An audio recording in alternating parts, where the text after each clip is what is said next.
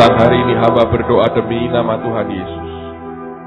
Engkau menguduskan setiap kami, Engkau menguduskan setiap keluarga demi keluarga.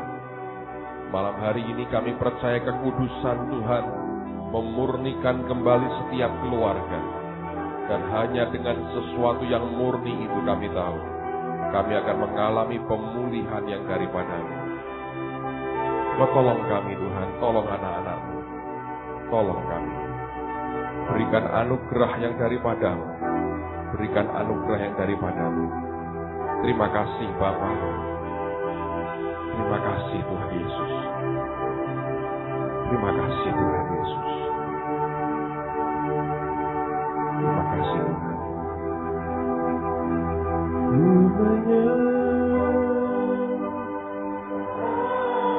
Mari angkat tangan di hadapan Dia.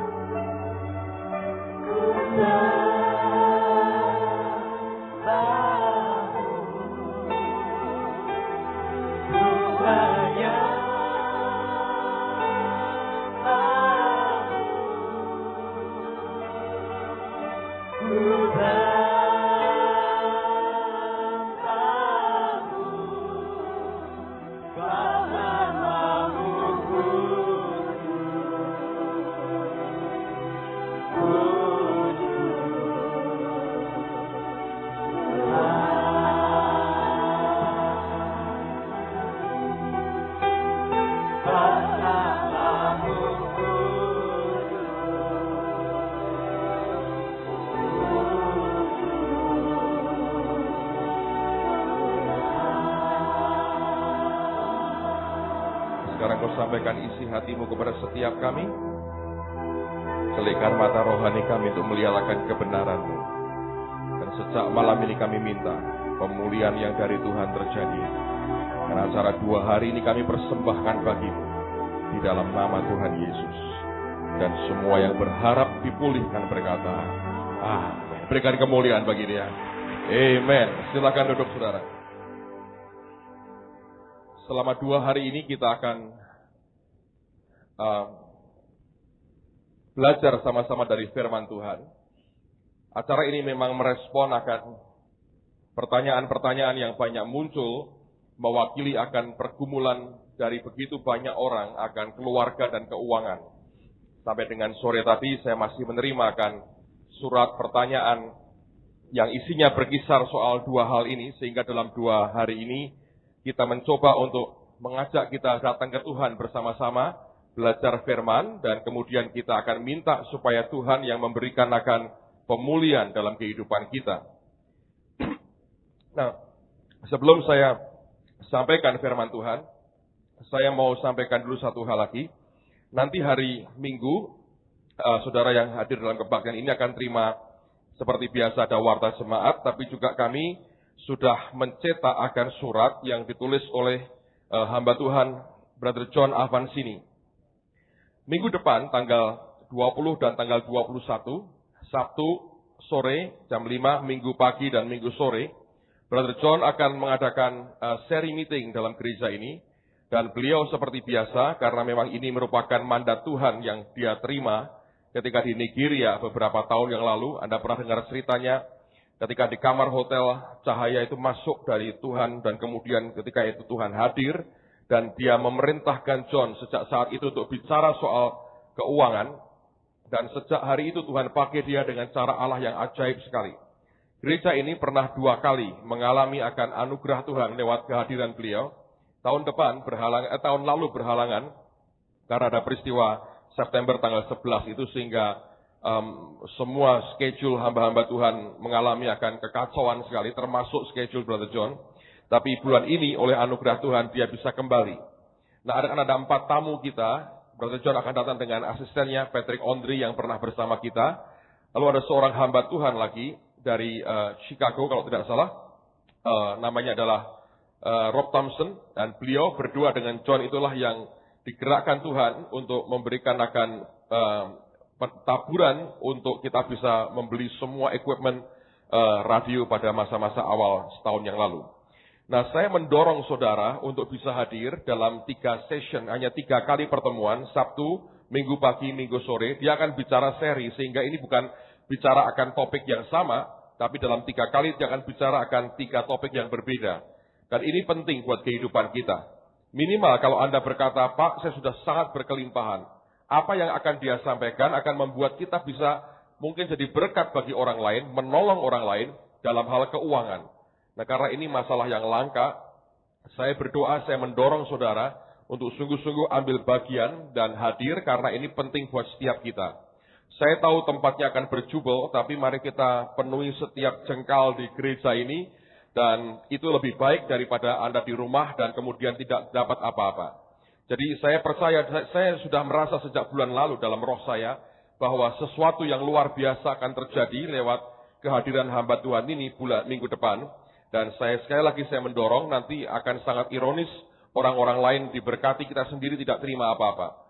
Dan saya sangat-sangat yakin ini merupakan saat-saat breakthrough yang luar biasa buat kita. Amen, saudara. Saya tidak bisa ungkapkan angka, tapi gereja ini juga mengalami breakthrough yang sangat luar biasa juga sejak beliau hadir di sini. Dan even sampai hari ini Tuhan kerja dengan indah sekali. Itu bagian-bagian dari apa yang sedang kita siapkan, dan saya berkata itu merupakan bagian rangkaian juga dari seminar yang akan kita buat dalam 2 hari ini. Sungguh-sungguh saya berdoa pemulihan akan Tuhan berikan di tengah-tengah kita. Amen. Nah, sebagai dasar saya akan ajak Anda melihat dalam Yosua pasal 24. Ayat yang ke-14 dan ayat yang ke-15. Yosua 24 ayat 14 dan 15. Saya akan bicara secara perlahan lah semaksimal saya bisa. Nanti ketika saya selesai dengan firman ini, kita akan ada waktu untuk mendoakan Anda semua. Nanti ada caranya supaya cepat dan tidak berlarut-larut. Kita akan pakai cara yang sangat praktis sekali. Tapi setiap kita saya ingin make sure bahwa Anda didoakan. Dan itu nanti tergantung lagi dari iman Anda dengan Tuhan. Karena itu kita akan lihat sebagai dasar akan firman Tuhan ini. Yosua pasal 24 ayat yang ke-14 dan ayat yang ke-15. Oleh sebab itu takutlah akan Tuhan dan beribadahlah kepadanya dengan tulus ikhlas dan setia. Jauhkanlah Allah yang kepadanya nenek moyangmu telah beribadah di seberang sungai Efrat dan di Mesir, dan beribadahlah kepada Tuhan. 15. Tetapi jika kamu anggap tidak baik untuk beribadah kepada Tuhan, pilihlah pada hari ini kepada siapa kamu akan beribadah. Allah yang kepadanya nenek moyangmu beribadah di seberang sungai Efrat, atau Allah orang Amori yang negerinya kamu diami ini. Ayat berikutnya kita akan baca sama-sama 2, 3. Tetapi aku dan seisi rumahku, kami akan beribadah kepada Tuhan. Ada satu statement yang Yosua katakan, dan bahkan dia menantang akan orang Israel, engkau boleh pilih pada hari ini, engkau mau menyembah siapa? Tapi dia berkata, tetapi aku dan seisi rumahku, kami akan beribadah kepada Tuhan. Nah, ini merupakan kerinduan dari banyak orang, ingin melihat akan keluarganya itu utuh dan benar dalam pandangan Allah, dan bersama-sama menyembah kepada Tuhan. Tapi kenyataannya, saya mau katakan jujur kepada saudara, betapa banyak orang yang sebetulnya ketika dia di luar rumah, dia begitu perkasa. Dalam pekerjaannya, dalam karirnya, dalam pelayanannya. Begitu dia pulang kembali ke rumah tangganya, dia mendapati sesuatu yang sangat menyakitkan terjadi di tengah-tengah keluarganya. Tadi malam ketika saya merenungkan akan bagian firman Tuhan, Roh Kudus berkata kepada saya, dia berkata begini, jangan heran kalau begitu banyak keluarga mengalami goncangan, karena setan memang selalu ingin menghancurkan keluarga anak-anaknya, anak-anak Tuhan. Dan dia berkata begini, Roh Kudus berkata, coba perhatikan akan tokoh-tokoh di Alkitab. Betapa banyak di antara mereka yang begitu perkasa di luar, tapi dalamnya mereka mengalami akan kehancuran yang mengerikan. Dan tiba-tiba Roh Tuhan menunjukkan kepada saya berbagai macam nama. Saya akan sebut satu persatu beberapa di antara mereka. Dan mari kita lihat bahwa ternyata orang-orang ini luarnya luar biasa, ministrinya hebat, karirnya besar sekali, dan ajaib yang dia alami. Tetapi kenyataannya, di dalam rumah tangganya ada begitu banyak hal yang membuat dia harus menangis dan tidak berdaya. Tidak saya sebutkan secara acak, tapi mari kita perhatikan one by one. Ayub misalnya.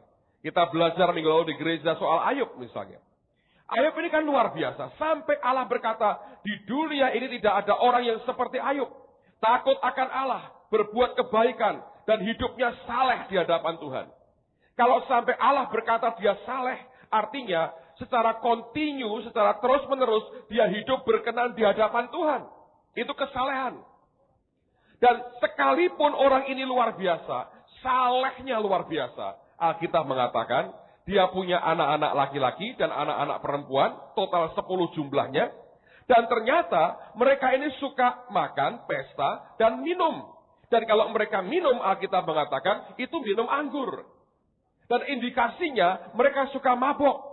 Sehingga Ayub takut kalau mereka, tanpa mereka sadari, mengutuki Tuhan dalam hati mereka. Ayub ini luar biasa. Di hadapan Tuhan dia berkenan. Nah memang di depan Tuhan, masing-masing itu pribadi demi pribadi. Tapi ingat, orang yang begitu hebat, mendapat pujian dari Allah, entah bagaimana, anak-anaknya seperti itu. Istrinya, saudara, minta ampun. Ketika dia sudah mengalami habis-habisan, dia membutuhkan dukungan istrinya, malah dia berkata, kamu masih menyembah Tuhan keadaan seperti itu? Kutukilah Tuhan dan matilah engkau. Bayangin. Mungkin dia pikir, lalu aku bisa kawin lagi, katanya. Ini kan keadaan yang sangat tragis, saudara. Di satu sisi sebetulnya dia melihat bahwa Tuhan mengatakan, engkau ini berkenan di hadapanku. Tapi kenyataan yang lain, keluarganya berantakan. Ini fakta pertama. Orang kedua, let's say Samuel. Nabi ini luar biasa. Hakim ini luar biasa. Ya, dia mengurapi 2 raja. Saul dan Daud. Hebat sekali. Ketika dia tua, dia angkat 2 orang anaknya menjadi hakim juga atas Israel. Tapi Alkitab mengatakan anak-anaknya tidak hidup seperti orang tuanya. Mereka loba, mereka juga terima suap. Dan tidak takut akan Allah. Itu yang memicu orang Israel meminta raja kepada Samuel. Karena mereka berkata, anak-anakmu tidak hidup seperti engkau. Apa yang kurang dari Samuel? Luar biasa kan? Dia mengurapi 2 raja. Dia hakim yang terakhir. Tapi lihat kembali ke rumah tangganya. Anak-anaknya mengalami hal yang seperti itu. Kenapa Alkitab tidak menjelaskan? Jangan menghakimi juga. Karena orang sebetulnya masing-masing punya struggle dan pergumulan yang berbeda-beda. Orang berikutnya itu Gideon. Hebat sekali toh. Dari pengecut. Dipakai Tuhan luar biasa. Dia memiliki kemenangan yang hebat. Musuh dilibas habis. Memang kesalahannya, Alkitab berkata, dia punya banyak istri. Bukan gundik loh. Diperistri sah. Saking banyaknya, anaknya Gideon berapa tahun? 70. Resmi. Belum anak gundik. Nekat betul orang ini, saudara. Luarnya hebat. Dipakai Tuhan. Balik ke rumah tangganya, Anda bisa bayangkan 1 laki dengan 70 istri. Kalau enggak stroke 1 hari, saudara, sudah ampuh. 2 istri aja orang pada hancur. 70 dikoleksi. Belum gundiknya. Akhirnya Anda tahu, salah satu anak gundiknya membantai 70 anak Gideon. Matikan semua. Bayangin. Jadi ada orang-orang di Alkitab ini yang memang begitu perkasa. Tapi kembali ke rumah tangganya, goncangnya luar biasa. Jadi kalau Anda datang dengan keluarga yang lagi berantakan, coba hibur dirimu. Gideon juga ngalami begitu. Samuel begitu. Apa meneh aku katanya. Ingat, ini luar biasa. Minimal menghibur sedikit lah. Ane awake dhewe itu karena wong kuwi siji wae memang gak aku ribut kok. Makanya jawab ini, makanya coba kawin meneh. Iya. Ingat belajar. 70 gak ribut sudah. Anda belajarlah dari peristiwa ini. Daud misalnya. Anda tahu Daud luar biasa kan? Allah berkata ini orang yang berkenan di hatiku. A man after my own heart. Anda tahu kan keluarganya berantakan. Hobinya kawin. Ini perjanjian lama loh. Jangan ditiru loh ya saudara ya. Sampai Tuhan ngomong gini. Sampai dia ngomong gini. Waktu dia ngambil Batseba. Itu kan istrinya orang. Dia makan juga. Sampai Allah ngomong gini. Kamu suka kawin kan? Kasarnya begini. Aku sudah beri kamu istri berapa? Masih kurang tak kasih lagi. Udah nyanyi kamu jibuk. Lu kira pengen kawin tak kei. Bayangin. Itu sampai masa tuanya Daud, saudara. Ini orang saya tidak ngerti lah. diurapi, pemazmur yang disenangi di Israel. Tapi begitu masuk kamarnya, ngeri sekali. Waktu tua, sudah tuwek. Tidak bisa apa-apa. Kedinginan. Lah mau kayak balsem atau dikeri ikan selesai. Enggak itu. Dicarikan gadis yang cantik, masih muda. Buat ngangkat ke badan nih. Kurang ajar. Jadi Anda berkata, lu aku gitarnya fales, makanya aku rodok geregeli nek delok begitu-begitu. Ya saya berkata, ya melilah. Tidak berarti, lah Daud ngono aku ento mlebu neraka tenan, saudara, kalau berani begitu. Itu perjanjian lama, itu hanya permissive will, hanya diizinkan di perjanjian lama. Jadi kita mesti belajar juga. Lihat orang seperti Lot. Lot itu hebat. Kasarnya gini, orang Semarang bilang, ora bondo. Cuma melu Abraham. Gara-gara ikut Abraham diberkati. Dan dia hebat sekali karirnya. Kalau Anda perhatikan, karirnya itu luar biasa.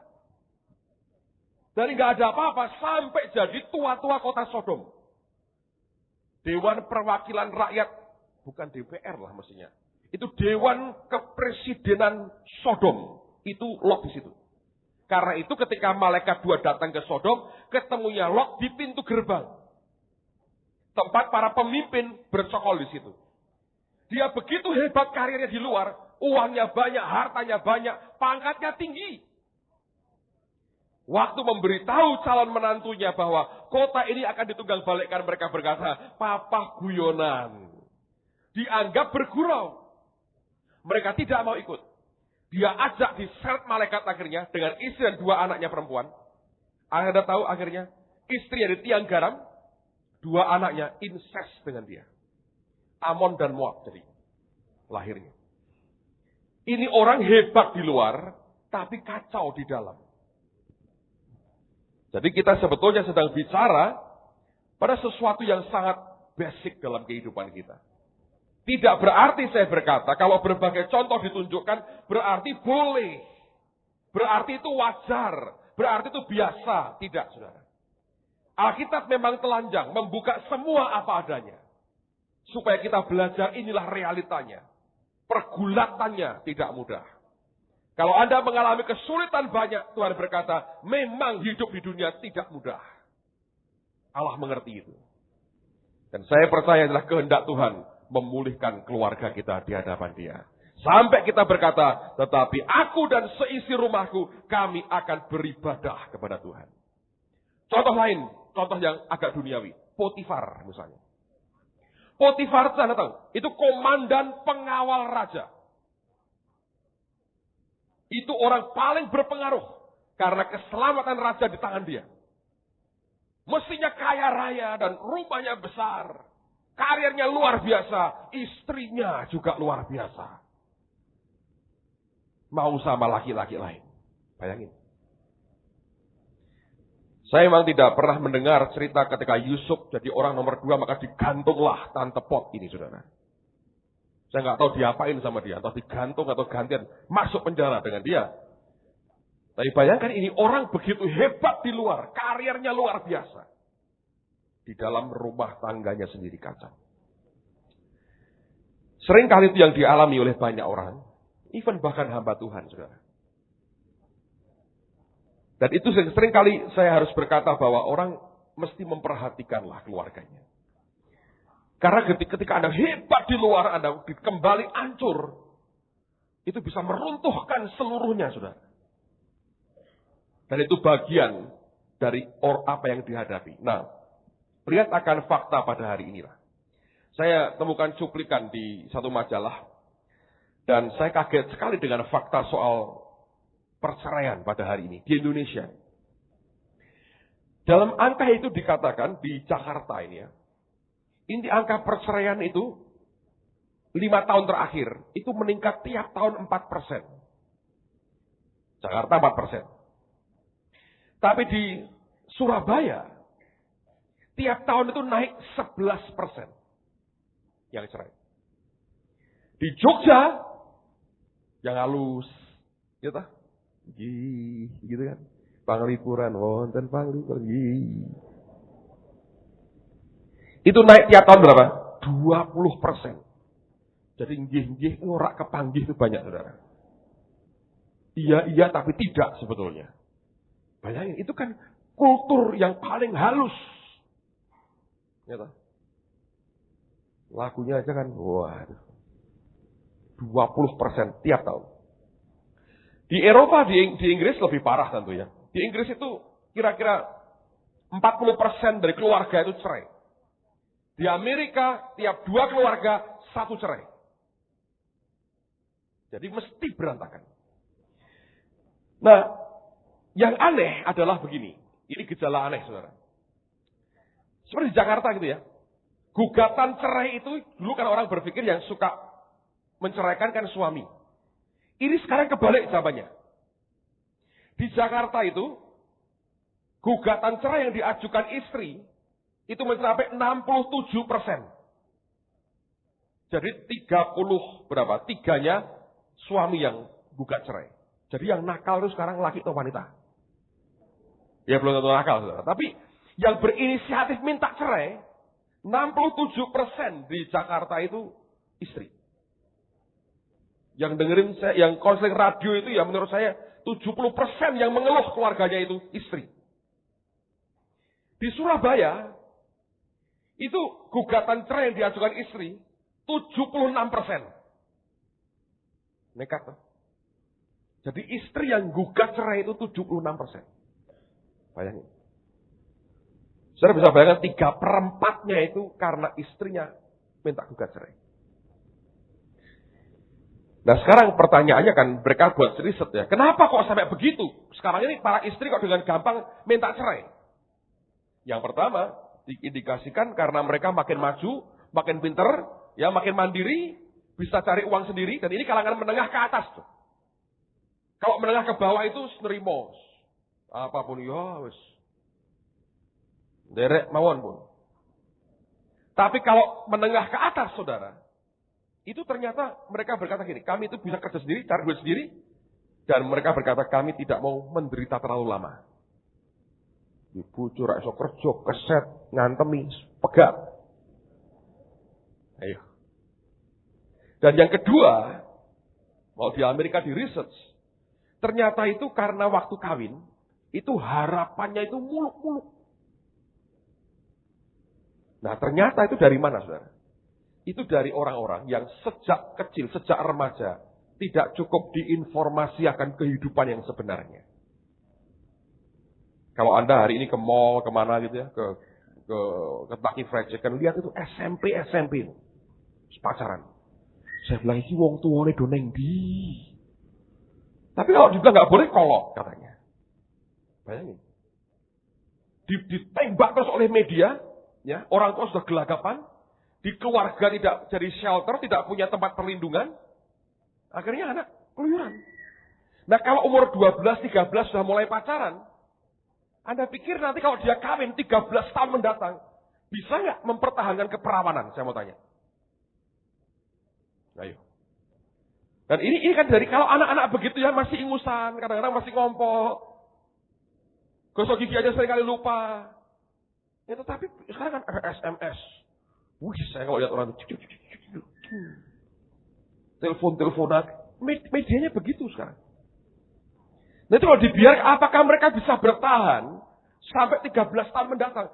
Jadi kalau mereka kawin, nanti karena, ya akhirnya mereka dapat gelar MBA sih. Married by accident. Ya karena kecelakaan, menikah karena kecelakaan. Anda bisa bayangkan waktu menikah masuknya sudah muluk-muluk itu. Kayak film India tuh, nari goreng, juga, bayar kontrakan mumet akhirnya. Kayak tahan itu. Akhirnya gampang cerai. Jadi ada nilai-nilai yang dianggap sudah biasa. Ada teman cerita. Ada seorang gadis mulai pacaran dengan pacarnya. Mamahnya berkata gini, kamu ya, tak bilangin, hati-hati. Kalau kamu sampai dipegang-pegang, beri tanda sama mamah. Nanti mamah keluar, mamah labrak. Oh iya, Anda pernah dengar ceritanya?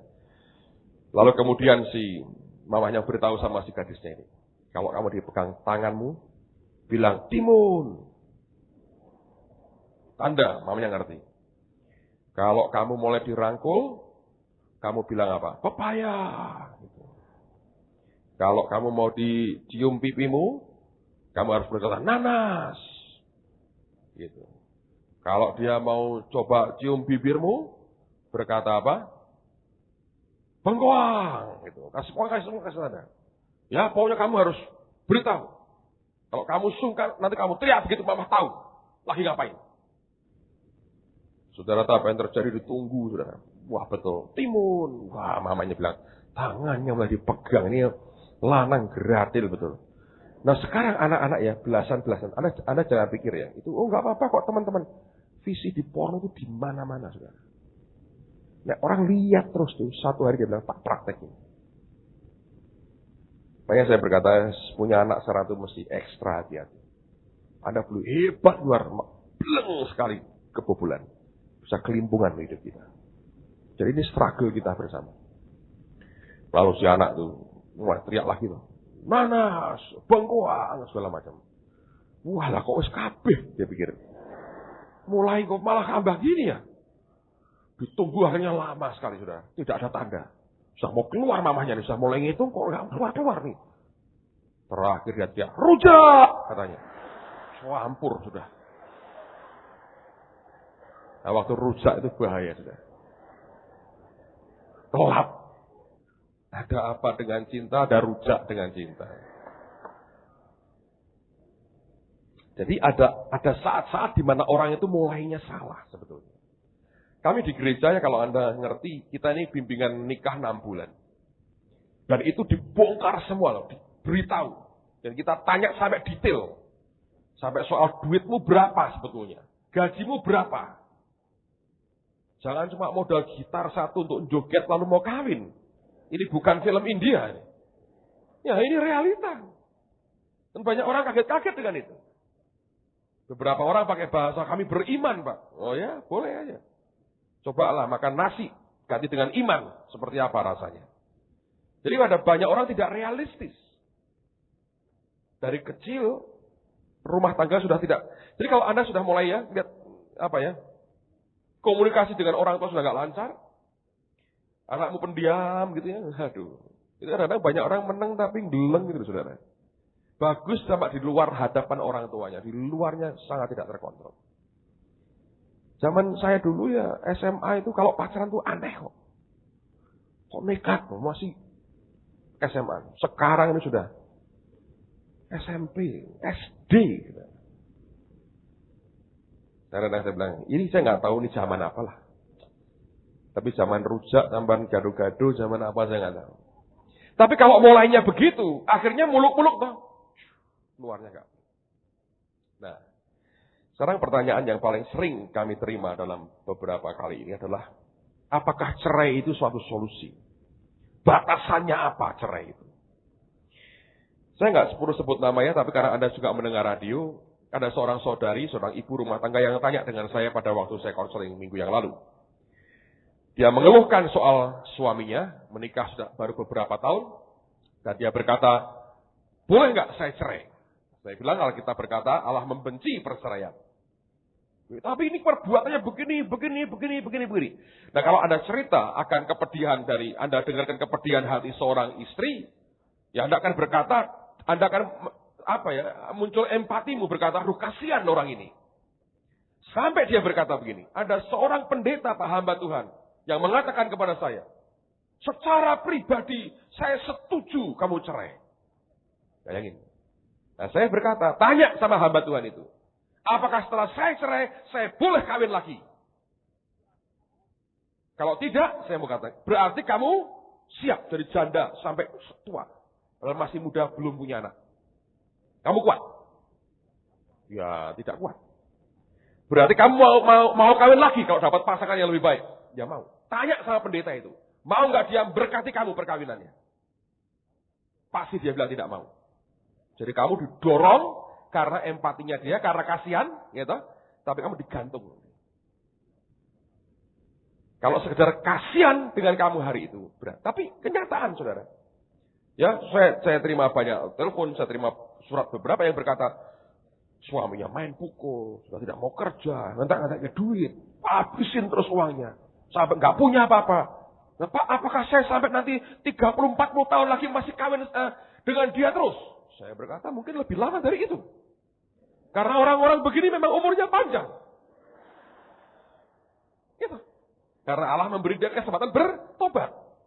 Nah ini tuh umur ini. Mungkin 100 tahun masih kuat ya. Jadi gimana solusinya? Banyak orang sudah nggak tahan, nggak tahan, mau cerai, saya cerai. Nah karena zaman sekarang banyak orang cerai, berkata biasa. Lalu yang biasa ini dianggap sebagai kebenaran. Tadi saya sembahyang, saya bilang, Tuhan, aku mesti ngomong soal cerai ini. Basicnya apa sebenarnya yang paling baik saya bicara. Dan Tuhan berkata dengan jelas, dia berkata begini.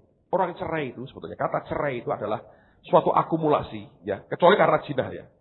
Tapi jinah setelah itu gue kawin lagi nggak apa? Nanti kita lihat lah. Itu ya setelah itu cerai itu ya. Itu akumulasi kumpulan dari perasaan begini. Tidak mau konsekuen dengan kesalahan masa lampau. Dulu sing seneng sama dia siapa? Dulu sing nekat kawin sama beliau itu siapa? Apakah ada polisi atau hansip memaksa Anda untuk kawin? Ya tidak. Dulu kenapa kok bisa gitu? Wah, dulu nyanyinya merdu kok. Ya, Anda kamu kan senang toh? Senang ya sudah. Kamu tanya Tuhan nggak dulu? Ya tidak. Terus pokoknya senang, ayo gitu saja. Ya sudah. Kamu mungkin itu karena kesalahan pilihan. Kata cerai artinya kamu tidak konsekuen dengan pilihanmu. Makanya saudara kalau punya anak, kasih understanding lah. Hidup itu tidak sesimpel yang mereka pikir. Ya toh? Anda kan ngerti yang sudah berumah tangga. Hidup itu kan bukan gandengan di mall, kelundung, pakai celana gobior-gobior ngepel mall gitu sambil jalan. Ya toh, makan McDonald, beli Coca-Cola satu sedot berdua, kenapa ngirit? Kan bukan karena itu kan. SMS, bayarnya yang bayar papi. Itu kan kenyataan yang kita tahu di mana-mana situ. Jadi kalau kita akhirnya buat kesalahan, akhirnya akumulasinya berat penderitaannya. Kata cerai sebetulnya artinya juga itu kumpulan dari perasaan tidak mau konsekuen dengan kesalahan yang ditanggung. Menurut saya Allah lebih suka orang yang konsekuen berkata, Tuhan aku pernah salah ini. Tapi karena ini kami sudah jadi satu, ya tolonglah pulihkan kami. Itu jauh lebih bagus. Daripada kau berkata cerai. Sampai kapan? Jangan tanya wong dulu kue kawin ya orang ya kesusu. Ya toh. Milih nubruk asal nubruk. Tuhan berkata, sing kongkon siapa? Ya engkau sih, enten sih. Sampai aku lihat kamu hatimu cari aku sungguh-sungguh. Yang kedua sebetulnya karena tidak melihat kepada Tuhan, tapi lihat apa? Dirinya sendiri dan ketidakmampuannya. Ya toh berkata, aduh sampai lah tiap hari lihat modelnya kayak begini. Pulang malam, judi dintek, waduh. Anda berkata, sudahlah nggak bisa lagi.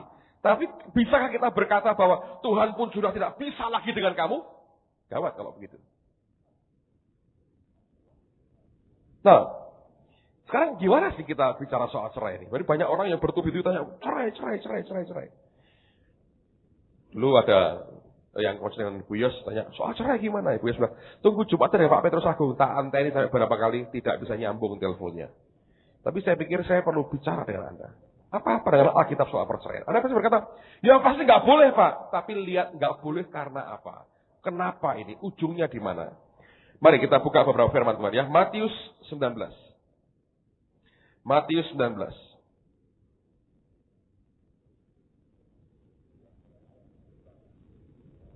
Lihat mulai ayat yang pertama. Judulnya menarik. Perceraian.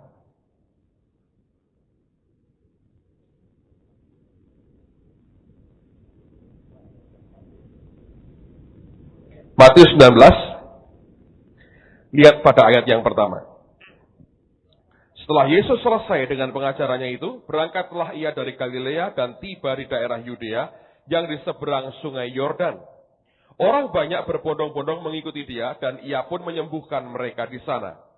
Maka datanglah orang-orang Farisi kepadanya untuk mencobai dia. Mereka bertanya, apakah diperbolehkan orang menceraikan istrinya dengan alasan apa saja? Ya, ini kan kalau boleh kan ruwet, saudara. Jawab Yesus, tidakkah kamu baca bahwa ia yang menciptakan manusia sejak semula menjadikan mereka laki-laki dan perempuan.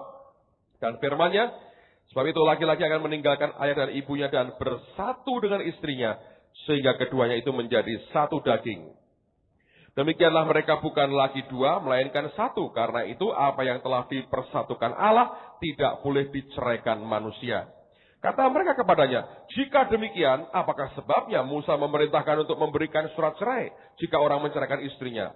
Kata Yesus kepada mereka, karena ketegaran hatimu, Musa mengizinkan kamu menceraikan istrimu. Tapi sejak semula tidaklah demikian. Tetapi aku berkata kepadamu, barang siapa menceraikan istrinya, kecuali karena zina, lalu kawin dengan perempuan lain, ia berbuat zina. Nah, nanti dulu. Jadi kalau Anda itu suami istri, ya, istrinya berbuat zina, boleh cerai. Tapi saya mau tanya, Yesus ngomong nggak? Lalu kamu boleh kawin lagi. Ngomong nggak? Ayo, baca. Tetapi aku berkata kepadamu, ayat 9, barang siapa menceraikan istrinya kecuali karena zina, berarti kalau zina boleh dong cerai ya. Persoalannya kalau cerai boleh atau tidak, ada koridornya. Karena zina boleh cerai. Tapi pertanyaan berikutnya adalah setelah cerai, boleh nggak kawin lagi? Gitu kan? Nah, dikatakan, lalu kawin dengan perempuan lain, ia berbuat zina. Jadi kalau setelah zina cerai, boleh nggak kawin lagi? Siapa bilang tidak boleh? Angkat tangan tinggi. Siapa bilang boleh? Angkat tangan tinggi. Sekarang tanyai, ya. Kalau si A dan si B, oke? Si istrinya nakal. Dia berzina. Cerai kan? Nah, lakinya ini nggak nakal, baik-baik. Ini orang baik ini boleh kawin lagi nggak? Hah? Jadi sampai sematinya ini tetap menderita gara-gara kelakuan nyonya ini. Terus nyonya kawin cerai. Nah ini menang kedip gitu. Ayo, saya tanya. Boleh tidak laki ini kawin lagi? Siapa bilang boleh kawin lagi? Angkat tangan. Lu tahu haknya sih? Siapa bilang tetap tidak boleh kawin lagi? Angkat tangan. Mayoritas orang-orang hebat akhir zaman. Saya mau beritahu ya, memang Tuhan tidak berkata kamu boleh kawin lagi. Sebab sebetulnya begini. Di dalam Tuhan itu kemungkinan, possibilities-nya itu luas dan banyak sekali. Dan ini yang kita mesti perhatikan, saudara. Seringkali kita berkata, boleh kawin karena apa? Ada perasaan empati ya. Perasaan merasa bahwa kasihan. Nanti kita lihat, intinya itu bukan boleh dan tidak boleh. Anda mesti ngerti hati Tuhan soal ini. Ayat berikutnya. Murid-murid itu berkata kepadanya, jika demikian hanya hubungan antara suami dan istri, lebih baik apa? Karena kalau boleh setelah cerai, kawin lagi. Enak, gitu. Tapi karena mereka ngerti betapa sempitnya jalan ke arah perceraian di mata Tuhan itu, sampai Alkitab berkata, murid-muridnya loh, bukan orang Farisi loh saudara. Murid-muridnya berkata kepadanya, jika demikian hanya hubungan antara suami dan istri, lebih baik jangan kawin. Makanya itu kalau Anda kawin tuh, Anda mesti berani. Orang kawin itu orang berani itu. Pasukan berani mati orang kawin itu. Sebab sebetulnya, kalau tidak punya keberanian cukup, tidak kawin itu memang bagus. Asal jangan jauh dalam perzinahan. Ngerti ya, saudara? Jadi ini mesti Anda tahu. Teruskan ayat berikutnya. Akan tetapi ia berkata kepada mereka, tidak semua orang dapat mengerti perkataan itu. Kalau Anda lihat dari sisi manusia tidak mengerti. Hanya mereka yang dikaruniai saja. Artinya begini saudara, kalau Anda mengalami kesulitan dalam hubunganmu suami istri itu ya, struggle-nya banyak, Anda berpikir cerai atau apa itu dalam hidupmu mulai muncul, Anda berkata gini, Tuhan, beri aku pengertian soal rumah tangga. Soal hidup suami istri. Nah, Anda butuh roh pengertian. Karena hanya yang dikaruniai. Dikaruniai apa? Dikaruniai pengertian. Hubungan suami istri itu hanya bisa nyatu bagus kalau ada roh pengertian. Karena itu Tuhan berkata, tidak semua orang dapat mengerti perkataan itu. Hanya mereka yang dikaruniai saja. Dikaruniai apa? Dikaruniai pengertian. Soal apa? Soal hubungan suami istri. Saya ini merasa diberkatilah. Sejak sekian tahun lalu ketika ketemu Pak Yusak itu, kalau ketemu beliau saya berkata, Pak doain saya punya.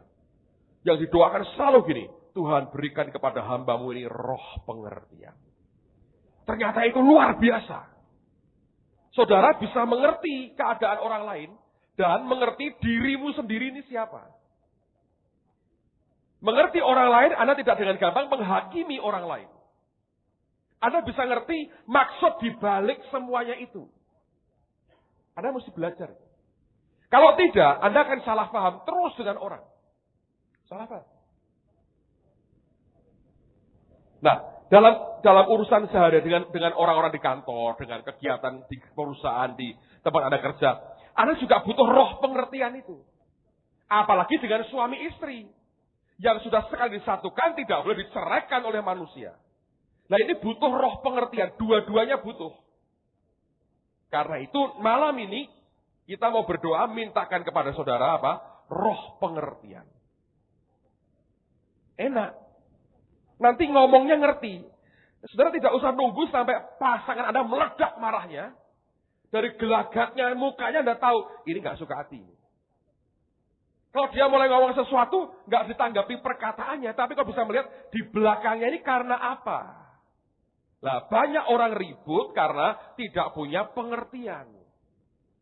Nanti Anda juga makin ngerti, kenapa sih kami disatukan? Kenapa jadi suami istri? Itu jalannya bagus, saudara. Dengan roh pengertian. Kalau Tuhan memberikan pintu yang sangat sempit untuk perceraian, itu berarti di areal rumah tangga itu tersedia begitu banyak mujizat yang cukup untuk memulihkan kita.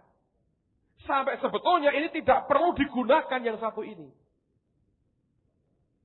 Nangkap ya saudara ya. Ada surat yang masuk ke saya. Ada pertanyaan suami istri. Istrinya nyeleweng. Cerai akhirnya.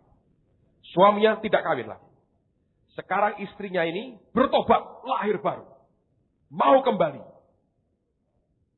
Ya bertanya, gimana Pak? Menurut saya kembali. Baca itu kitab Nabi Hosea. Hosea itu ngambil Gomer, saudara. Pelacur diambil. Punya anak, melacur lagi. Kembali ke kubangannya. Tuhan berkata, kasihi dan cintai lagi perempuan itu. Diambil lagi. Jadi itulah kehebatannya sebetulnya, mujizat Tuhan. Hanya orang tidak tahan, saudara. Mau berapa lama diginiin terus? Siapa yang kuat? Gak pernah ngasih duit, gak pernah ini. Pergi lah. Aku punya duit, nanti gua kawin lagi. Begitu. Nah itu karena apa sebetulnya? Karena kurang pengertian. Tuhan berkata, saya ulang lagi 10 ya. Murid-muridnya itu berkata kepadanya, jika demikian halnya hubungan antara suami dan istri, lebih baik jangan kawin. Artinya gini, kalau nggak ada solusi cerainya Tuhan, nggak usah kawin aja lah. Repot, nggak mungkin ini wanita begini gua pakai seumur hidup. Siapa yang kuat? Tapi itu berarti Anda melecehkan Tuhan. Dia sanggup mengubah semuanya jadi luar biasa. Amen, saudara. Luar biasa. Loh, apakah kami terlalu berbeda, Pak? Ya bagus, itu malah kombinasi bagus. Rujak itu ya betul. Beda semua. Dalam satu pincuk. Nah, itu hebat. Saya sama istri saya berbeda. Istri saya orangnya rapi, bersih. Dia tidak bisa tidur sebelum rumah itu rapi semua. Nggak ada sandal di tengah jalan itu nggak ada. Kalau mau tidur dia periksa. Pembantu suruh tidur. Jam 8 tidur semua.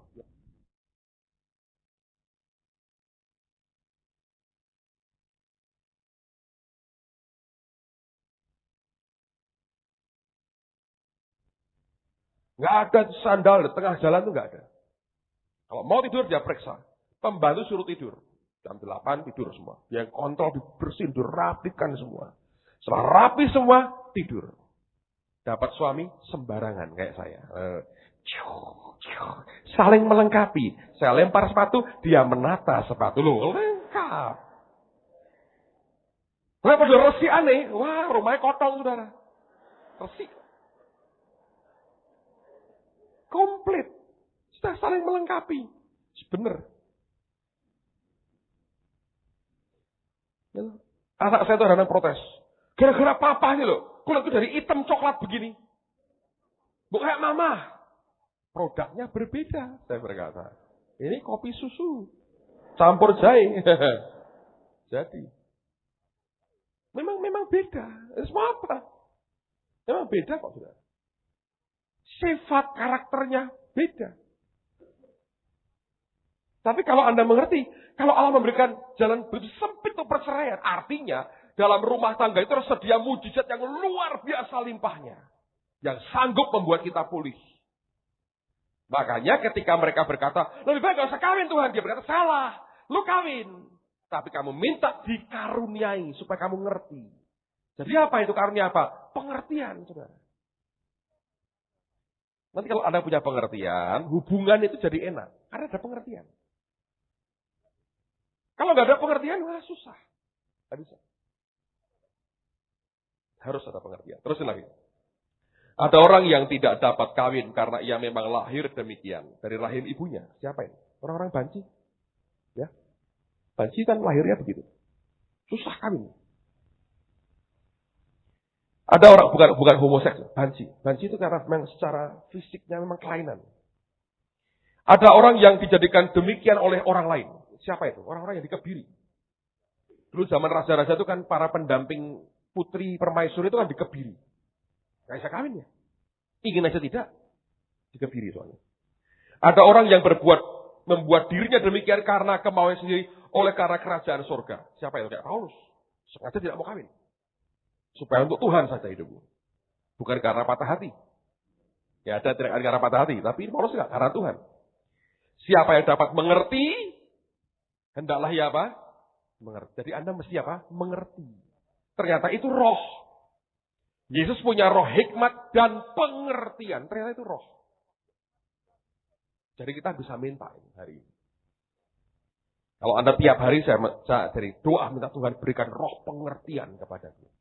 Nanti Anda bisa ngerti dirimu. Oh, aku ini ternyata kayak begini. Dia kayak begitu. Jadi. Nah, kalau Anda punya pengertian, hatinya akan beres, saudara. Akan diberesi Tuhan terus-menerus.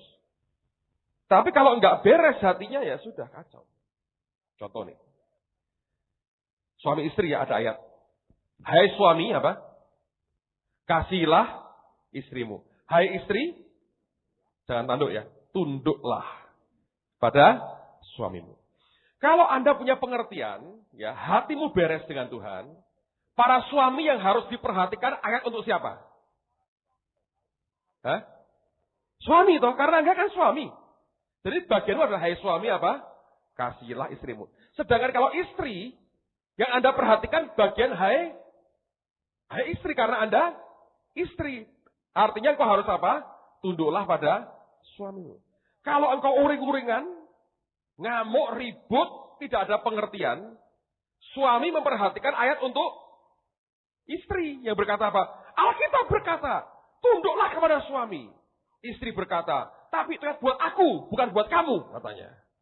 Ya itu tak beritahu. Orang sakti kandani, kau punya ayat sendiri. Apa itu? Kasih istrimu. Ribut tak saudara?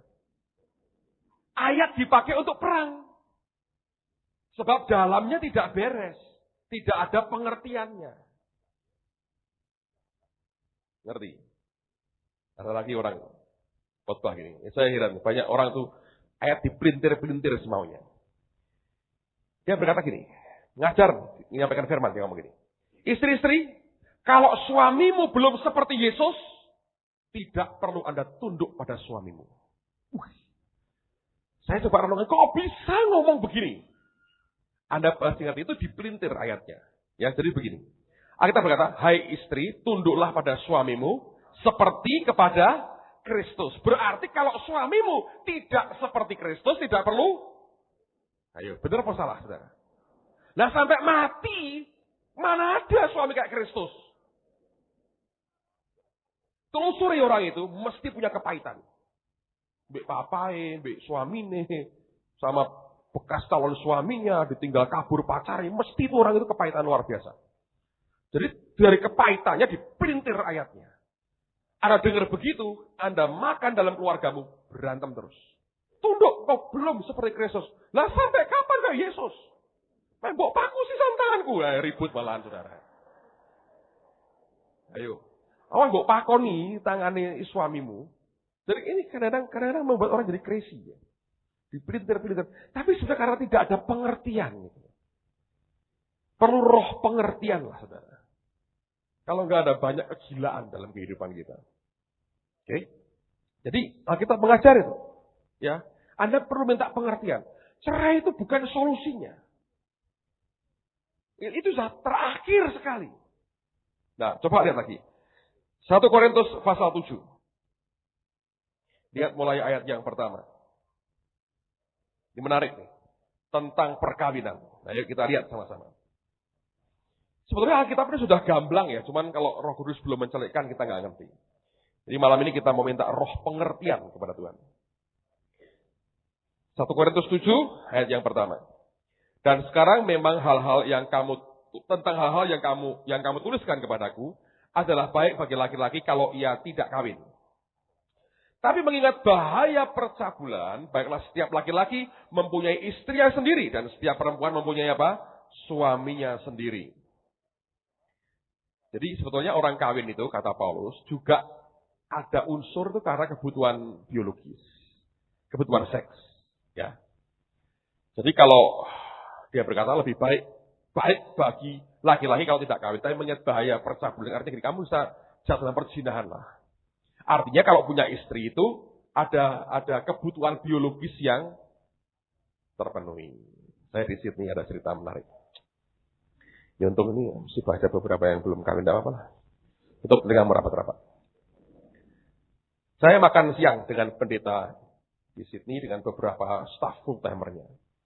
Rumah makan Indonesia. Saya pesan rawon buntut. Wah, di Sydney makan rawon buntut itu enak luar biasa, saudara. Sudah kita lagi makan. Yang punya restoran ini kan juga jemaat. Tiba-tiba kami dikasih satu piring, satu porsi sate kambing. Wah, sate kambing, Pak ini ekstra buat Pak Pendeta. Dia ngomong ke gembalanya. Saya memang sudah lama nggak makan sate kambing lah. Jadi saya diamin aja, saya nggak cicipi. Tapi ya, wah terima kasih, ini kegemaran saya. Dia di sebelahnya ada istrinya, terus ada beberapa staf full-timernya. Lalu teman full-timernya ngetok gini, Pak, hati-hati loh Pak, makan sate kambing bisa sakit mah. Dia ketawa juga, nggak apa-apa, aku sudah punya istri saja kok. Saya mikir hubungannya apa? Makan sate kambing sakit mah. Jawabannya sudah punya istri. Begitu. Apa istri kalau ngerawat laromahmu dikei? Gitu. Saya nggak mudeng, saya tanya. Maaf Pak, saya bilang. Ini hubungannya apa? Sate kambing membuat sakit mah. Jawabnya itu pun saya baru tahu sekarang. Jawabannya sudah punya istri. Oh begini Pak, sakitnya bukan sakit mah sebetulnya. Tapi mah, lah itu. Beberapa anak mudeng tahu. Artinya kalau Anda makan sate kambing, itu katanya bisa membuat kebutuhan biologismu itu jadi meningkat, terus berpaling ke istrinya, manggilnya mah. Lah itu ada karpe sebetulnya. Makanya dia bilang, kalau sakit mah, aku sudah punya istri. Jadi boleh makan kambing. Asal tak bludrek, saudara. Gemah. Jadi ada juga sih karena faktor biologis juga. Ya, Paulus mengatakan begitu. Terusin lagi. Tolong yang tingkat-tingkat firman-nya, saya itu, saudara. Hendaklah suami memenuhi kewajibannya terhadap istrinya, demikian pula istri terhadap suaminya. Kewajiban apa? Ini kewajiban seksual, saudara. Istri tidak berkuasa atas tubuhnya sendiri, tetapi suaminya. Demikian pula suami tidak berkuasa atas tubuhnya sendiri, tapi istrinya. Janganlah kamu saling menjauhi kecuali dengan persetujuan bersama untuk sementara waktu. Supaya kamu mendapat kesempatan untuk berdoa. Sesudah itu hendaklah kamu kembali hidup bersama-sama. Supaya iblis jangan menggodai kamu. karena kamu tidak tahan bertara. Hal ini kukatakan kepadamu sebagai kelonggaran, bukan sebagai perintah. Namun demikian, alangkah baiknya kalau semua orang seperti aku. Tetapi setiap orang yang menerima dari Allah, karunia-Nya yang khas. Yang seorang karunia ini, yang lain karunia itu. Jadi kalau Anda tidak menikah karena Kristus, karena karunia itu. Tetapi kepada orang-orang yang tidak kawin dan kepada janda-janda aku menganjurkan, supaya baiklah mereka tinggal dalam keadaan seperti aku. Tapi kalau mereka tidak dapat menguasai diri, baiklah mereka kawin. Sebab lebih baik kawin daripada hangus karena hawa nafsu. Ya kena sate kambing itu tadi. Kepada orang-orang yang telah kawin, aku tidak. Bukan aku, tapi Tuhan. Perintahkan supaya seorang istri tidak boleh menceraikan suaminya. Dan jikalau ia bercerai, ia harus tetap hidup tanpa suami atau berdamai dengan suaminya. Dan seorang suami tidak boleh menceraikan istrinya. Kepada orang-orang lain, aku bukan Tuhan, mengatakan kalau ada seorang saudara beristrikan seorang yang tidak beriman dan perempuan itu mau hidup bersama-sama dengan dia, janganlah saudara itu menceraikan dia. Dan kalau ada seorang istri yang bersuamikan seorang yang tidak beriman dan laki-laki itu mau hidup bersama-sama dengan dia, janganlah ia menceraikan laki-laki itu. Karena suami yang tidak beriman itu dikuduskan oleh istrinya. Dan istri yang tidak beriman itu dikuduskan oleh suaminya. Andai kata tidak demikian, niscaya anak-anakmu adalah anak cemar. Tapi sekarang mereka adalah anak-anak kudus. Tapi kalau ada orang yang tidak beriman itu mau bercerai, baiklah ia bercerai. Dalam hal yang demikian, saudara atau saudari tidak terikat. Tapi Tuhan memanggil kamu untuk hidup dalam damai sejahtera. Yang berikutnya, sebab bagaimanakah engkau mengetahui, hai istri, apakah engkau tidak akan menyelamatkan suamimu? Atau bagaimana engkau mengetahui, hai suami, apakah engkau tidak akan menyelamatkan istrimu? Jadi possible sekali, mungkin sekali, pasangan itu akan bertobat. Kalau satu aja benar, lihat ya. Kalau Anda terus melekat kepada Allah, radiasi kekudusanmu itu akan menguduskan pasanganmu. Tetap dalam rumah tangga itu mesti solusi mujizat Allah cukup luar biasa untuk dia demonstrasikan di dalam kehidupan kita. Pak, tapi kan nggak mungkin lagi harus cerai. Cerai itu dampaknya lebih buruk dalam kehidupan kita. Nah, dari mana kita ngerti lebih buruk? Ayat terakhir lah sebelum kita berdoa. Kejadian pasal yang kedua. Kejadian pasal 2. Kita kembali ke asal yang semula. Kejadian pasal 2. Lihat pada ayat yang ke-24.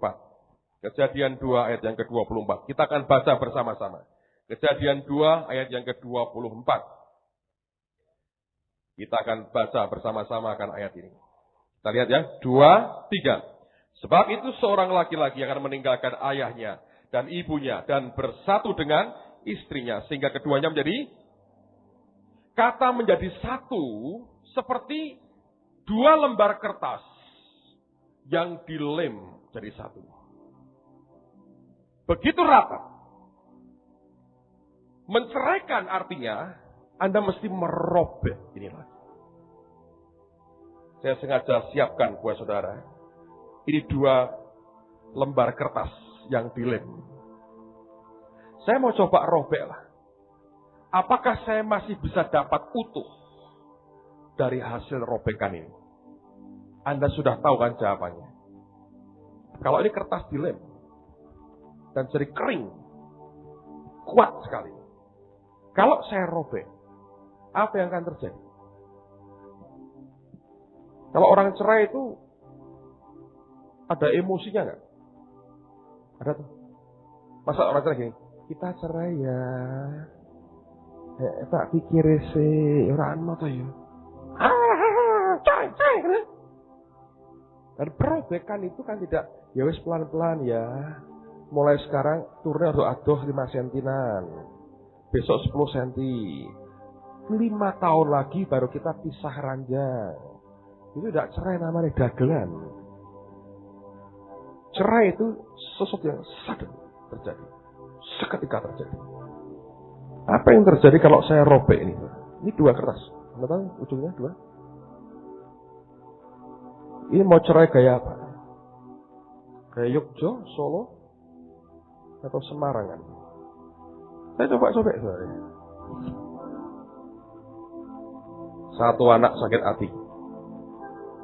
kepahitan.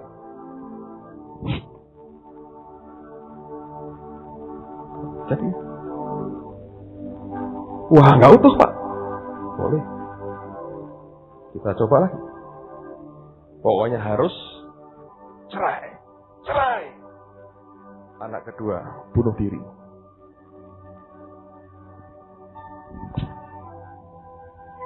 Masih belum Pak. Dulu aku kawin nggak begini. Oke. Let's try again. Coba lagi. Pelan-pelan dah. Enggak bisa. Masih lagi. Coba lagi.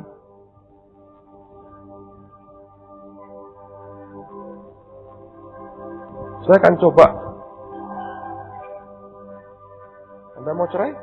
Seperti ini cerai.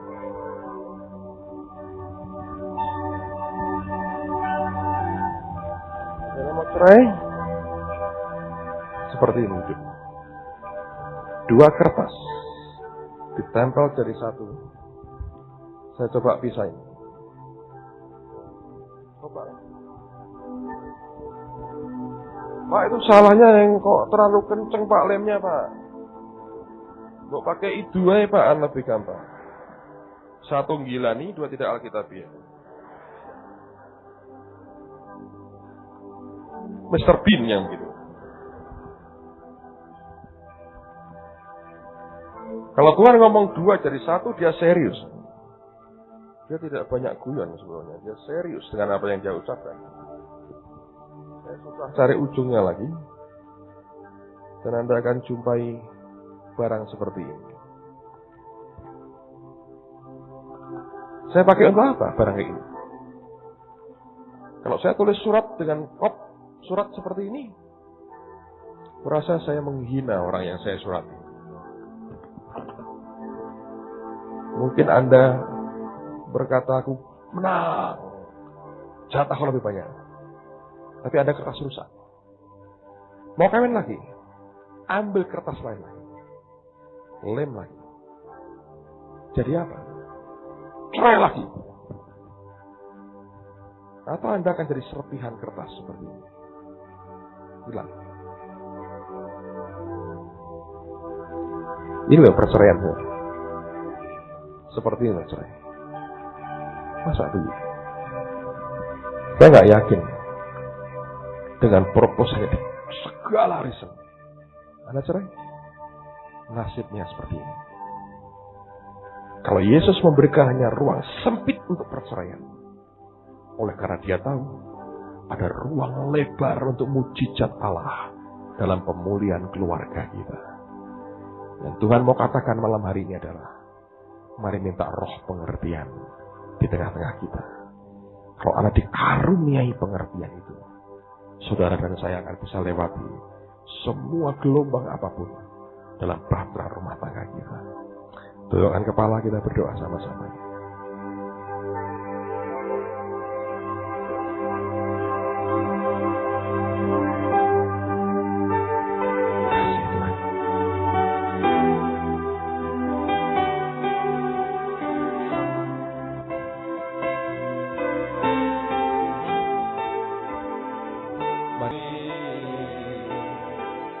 Kuasa-Mu menyembuhkan, air mata pun Engkau hapuskan. Tiada seperti Kau, tiada seperti. Tapi Tuhan berkata hari ini, beritahu mereka butuh roh pengertian. Kalau Anda punya roh pengertian, hubunganmu akan baik. Saya belajar sebagai pemimpin di gereja. Saya ketemu dengan banyak orang. Saya seringkali traveling kemana-mana. Saya bergaul dengan macam-macam orang. Roh pengertian itu luar biasa, saudara. Ada hal-hal yang membuat dua orang bisa beradu mulut begitu keras. Ketika saya berang Tuhan, apa yang terjadi sebetulnya? Ketika ditunjukkan lahir dari hal yang sangat sederhana. Hanya karena tidak adanya roh pengertian itu, membuat orang itu tidak bisa mengerti satu dengan yang lain. Yang paling berbahaya kalau tidak mengerti diri sendiri. Oleh karena itu malam ini, simple aja. Yesus berkata, kamu tidak ngerti kalau kamu tidak dikaruniai. Kamu tidak akan mengerti kalau kamu tidak dikaruniai. Berarti kita perlu dikaruniai supaya mengerti. Apa itu? Itulah roh pengertian. Itu yang kita mau minta malam hari ini. Itu yang kita mau berdoa supaya Allah berikan. Tapi bukan hanya malam ini saja. Setiap hari ketika engkau berdoa, terus katakan, berikan roh pengertian kepadaku Tuhan. Karena urusan hubungan suami istri, engkau tidak mengerti kalau tidak dikaruniai, kata Tuhan. Artinya engkau harus dikaruniai. Nah, kalau karunia siapa yang punya? Tuhan, bukan kita, bukan manusia. Dan tidak bisa diusahakan, kita hanya bisa minta kepada Dia. Amen, saudara. Saya percaya. Kemarin siang saya makan dengan George E. di rumah makan itu. Dan dia berkata pada saya, dia berkata ada banyak orang tidak bisa jadi pemimpin. Kenapa? Dia tidak punya karunia memimpin. Memimpin itu butuh karunia, itu bukan bakat, itu karunia. Dan saya berkata pada dia, George, kenapa kau tidak minta kepadaku karunia itu? Sejak hari itu, tiap hari dia bilang, berikan karunia itu kepadaku Tuhan. Baru itu muncul. Saya mau sampaikan hal yang sama. Karunia hanya bisa diminta. Dan Tuhan yang memberi. Pengertian hanya bisa diminta. Karena itu karunia. Kalau itu diberikan, itu wujudnya roh pengertian. Kalau Anda bisa menangkap itu dalam batinmu, saudara akan punya roh pengertian. Begitu itu menguasai kita, hubungan suami istri akan baik. Karena engkau ngerti dirimu, mengerti pasanganmu, ngerti anak-anakmu, emosimu terjaga karena adanya pengertian dalam kehidupan kita. Dan keluarga itu makin lama akan makin indah dalam pandangan Tuhan. Amen. Dan kita menikmati buah-buah yang luar biasa. Selesai, nanti setelah mendoakan, jangan pulang dulu. Saya mau berdoa sekali lagi untuk berkat Tuhan bagi saudara. Tidak ada persembahan malam hari ini. Saya tidak merasa Tuhan gerakkan apapun. Besok saya nggak tahu, mungkin juga tidak ada. Tapi kita mau flow aja, ikuti Tuhan. Ya, ini bukan, saya nggak mau jadi kebiasaan. Tuhan berkata tidak usah persembahan malam ini. Anda pulang dengan sejahtera. Tolong parkir saya dibayar. Tapi saya berkata nggak ada persembahan malam hari ini. Anda menikmati malam ini dengan baik. Amen. Sekarang Anda boleh berdiri sama-sama. Tolong kursi diringkas dengan tertib ke kanan, ke kiri. Ditaruh. Mungkin yang di sebelah kiri saya tidak usah. Anda nanti ikut bergabung di sini saja ya. Yang di sebelah kiri saya di ruang tambahan tidak usah. Nanti bergabung di sini saja. Dan setelah itu tolong dengan tertib bisa buat barisan yang teratur. Kita akan berdoa bagi saudara.